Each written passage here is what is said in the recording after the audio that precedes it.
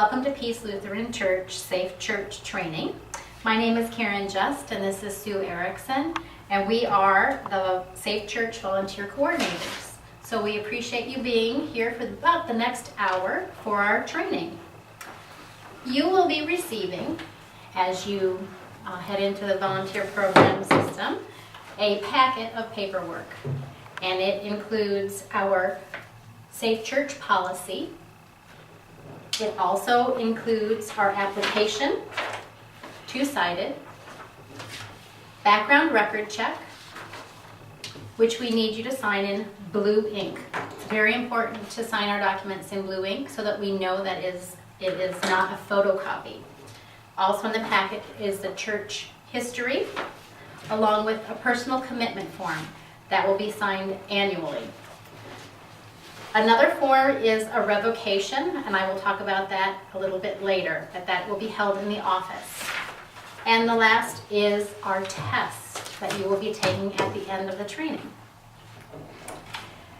What's important for you to understand in the training is that we do the training to protect peace and to adhere to our insurance policy. You are responsible to read and to understand all of the material that is in the policy. And again, at the conclusion of the training, you will be given a test of the content of this policy. You will have to turn it in and you'll have to pass it before you can begin volunteering or working at peace.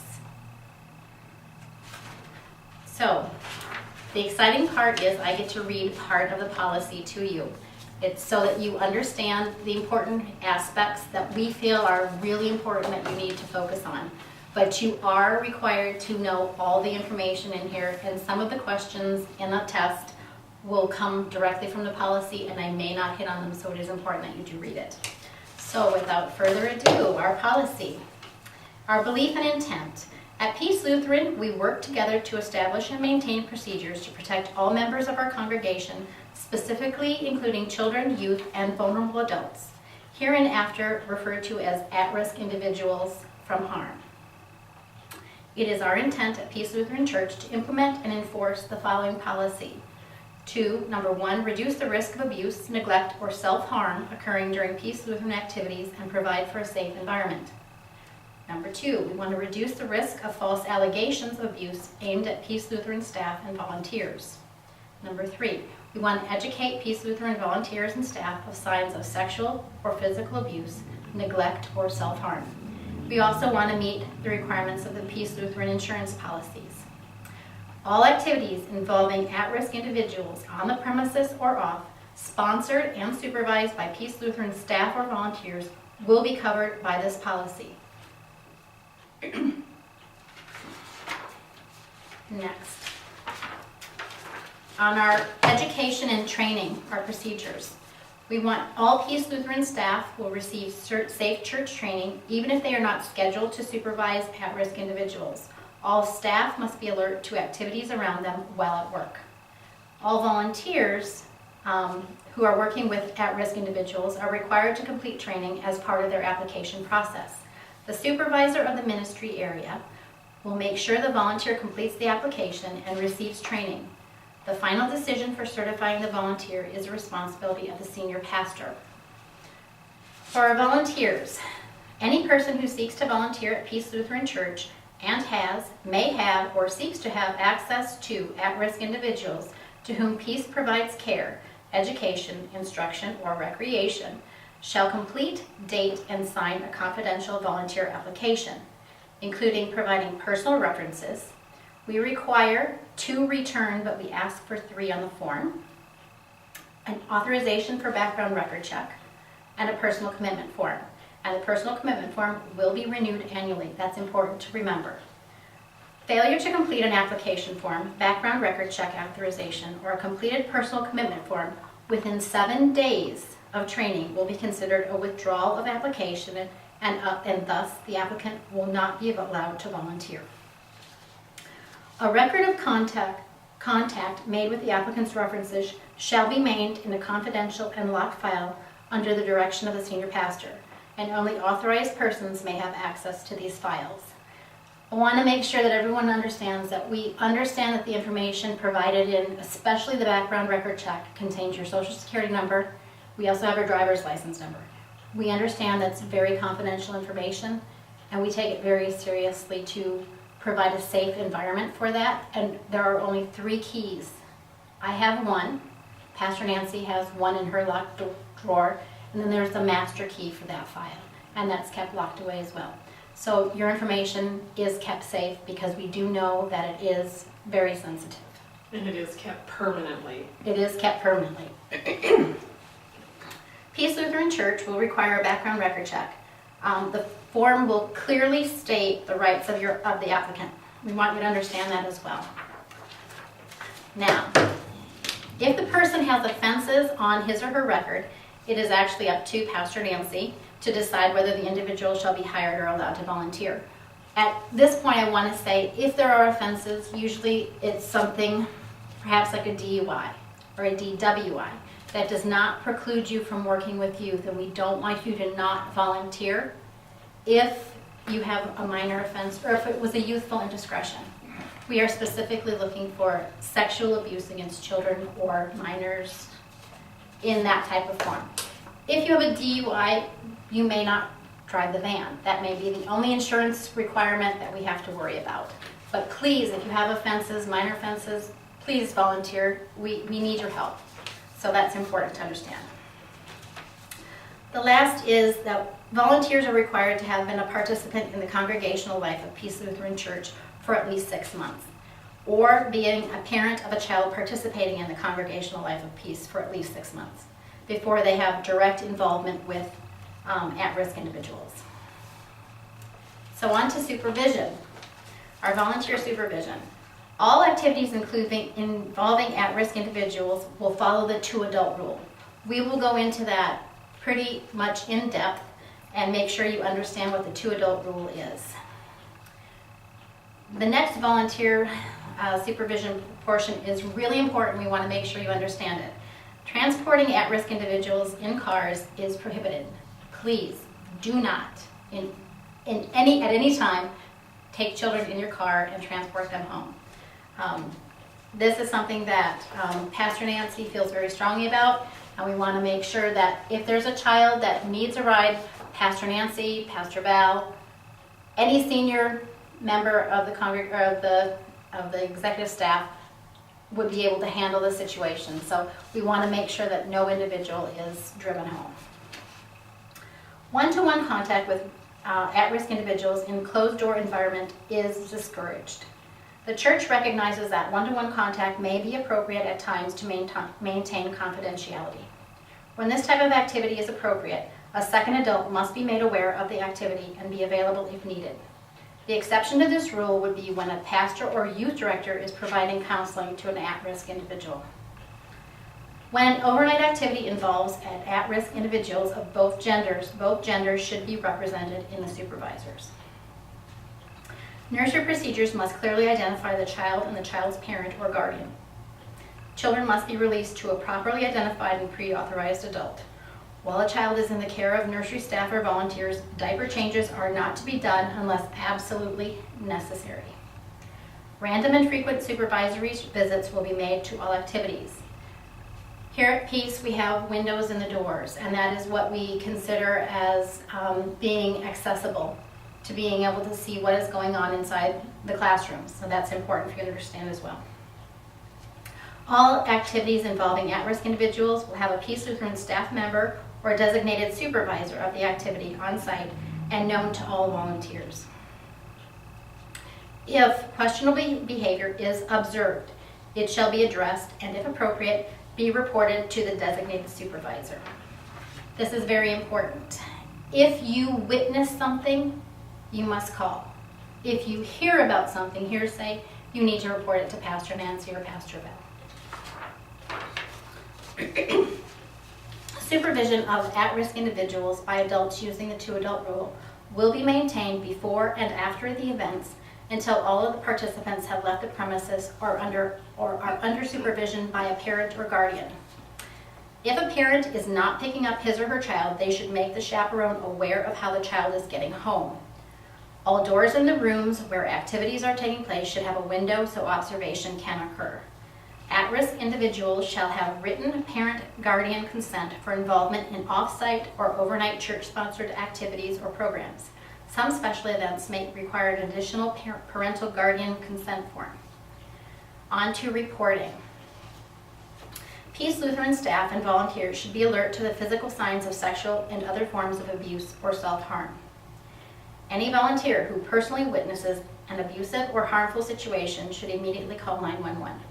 After authorities have called, notify the senior pastor of the incident and provide a signed written report. That's important. I need to stress that. If you personally witness, please call 911 and then the senior pastor.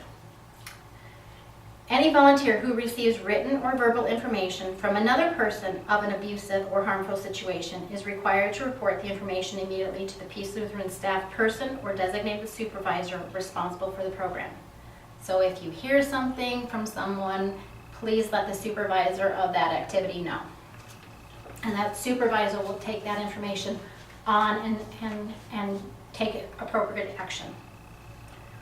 All reports of known, reasonable, suspected abuse, neglect, or self-harm shall be documented in writing. The person aware of the suspected abuse, neglect, or self-harm will complete the form.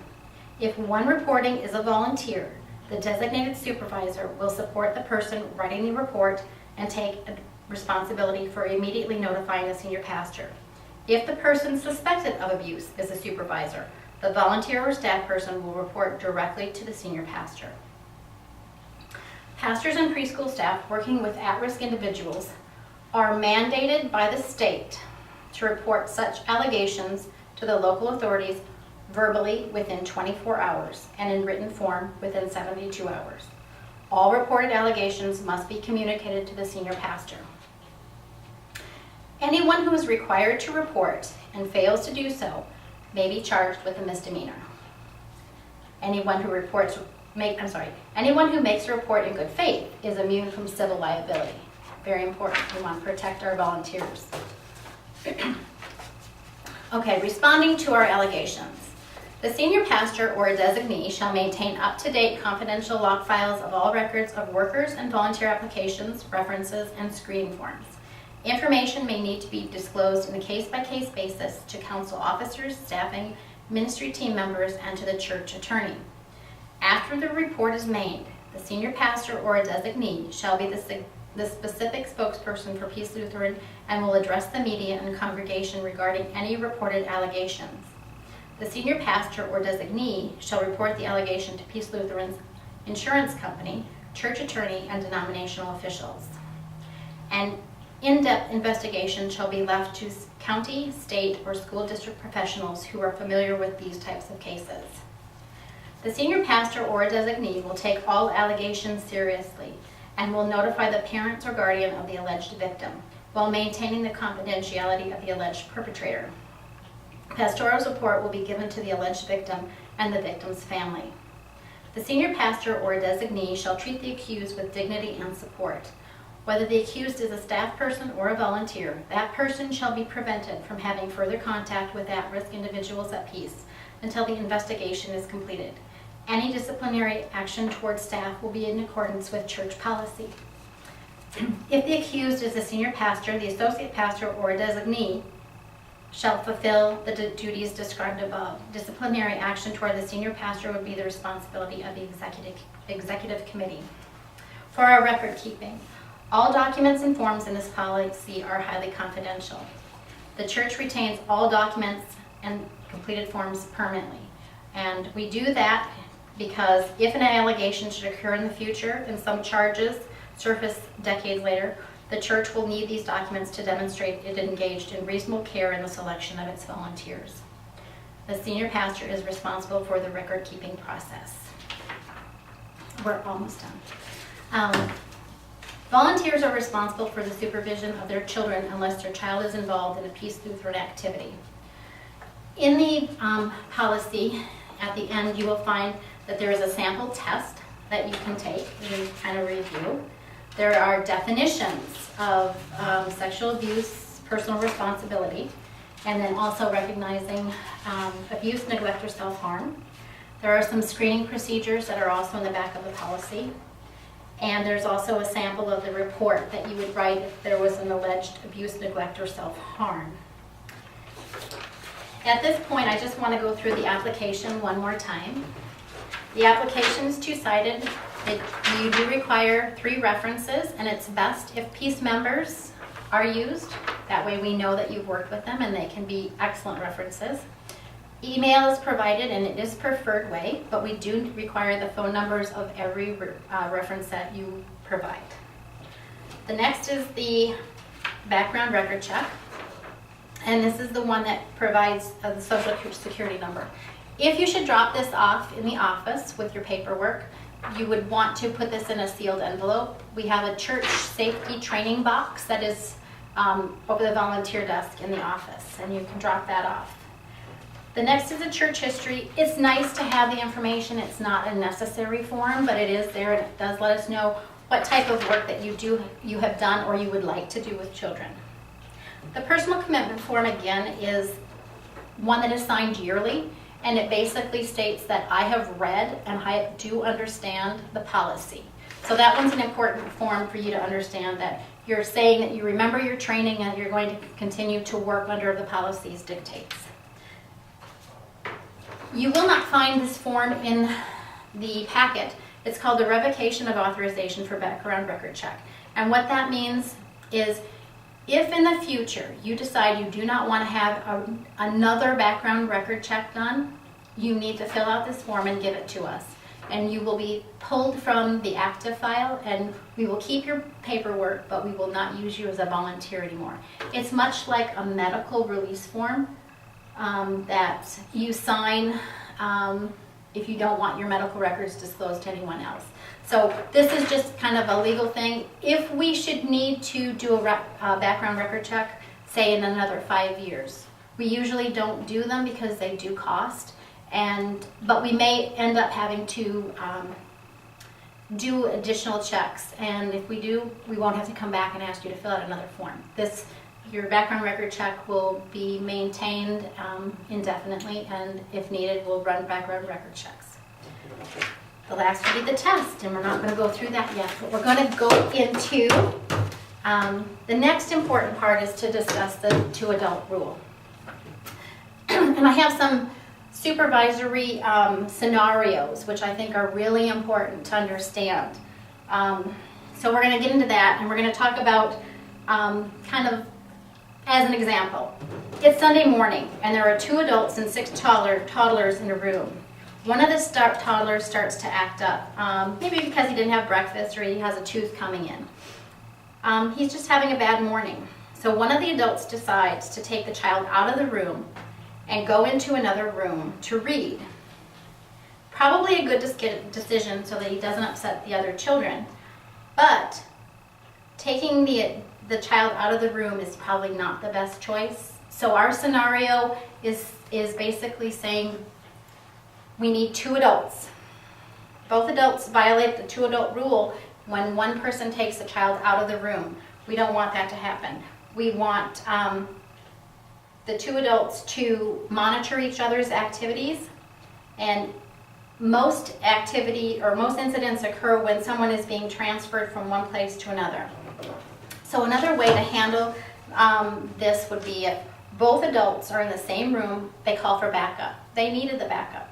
When another adult arrives, one of the adults could take the fussy child out of the room into the hallway to read a book where others are present. This way the 2-adult rule is adhered to. Toddlers often want to sit with you on your lap. Having the child sit beside you or on one knee is a much better practice than having a child directly on your lap. Always avoid placing a child covering your private area. The next scenario is for preschoolers. Churches rely on youth volunteers to help fill gaps for volunteers for children's programs. This is a great way to mentor youth for future leadership positions in the church. There is a risk of putting youth in charge of small children, however. Half of reported abuse cases are a minor who molests a younger child. Whenever there is a disparity of power, whether because of age, size, or position, the level of risk increases. And whenever the level of risk increases, you need to up your supervision practices. Okay, so there are 2 adults and 1 youth worker with 10 kids between the ages of 3 and 5 years old in one room. 1 preschooler needs to go to the bathroom urgently. So the youth worker escorts the child out of the room, down the hall, and quickly into the bathroom. What's wrong with this particular scenario? Youth workers should never be allowed to handle children in isolation. Using the bathroom or changing diapers are prime opportunities for sexual misconduct to occur. The 2 adult rule always applies when bringing children to the bathroom. At peace, if one child needs to go to the bathroom, the teacher asks all the children if they need to go, and then they let them all go together while staying outside of the bathroom. It's a good rule to follow, or a good rule to follow is before letting a child enter the bathroom to check to make sure that there are no other adults inside there already. And then the adults should wait outside the bathroom to make sure no one attempts to enter while the child is inside. During preschool, the bathroom doors at peace are left open here. And a better way would be to call another adult and have 2 adults escort the child to the bathroom, and the other adult and youth worker could remain in the room with the other 9 children. The next scenario is for our middle schoolers.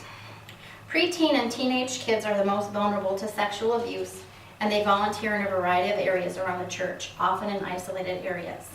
A 12-year-old boy has been invited to assist the worship production team by working in a dark, soundproof room with production technician.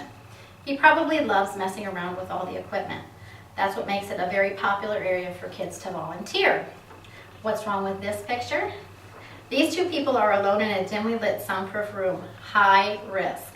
So church staff need to identify high-risk areas throughout the facility. This doesn't just mean the balcony where there's audio equipment. We also, any room that does not have a window could be a potential area of concern. I know that our janitorial room is usually left open when someone is here. Otherwise, it's usually locked. We want to make sure that if you identify any area that you have concern, please bring it to someone's attention. That's important.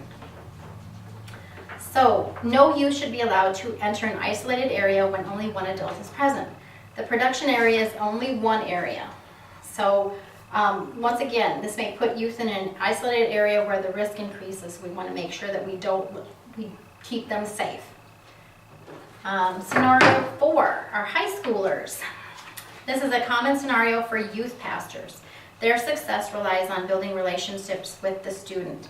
Youth pastors often set aside one-on-one time to develop these relationships. It can put both the student and the pastor in an extremely vulnerable situation.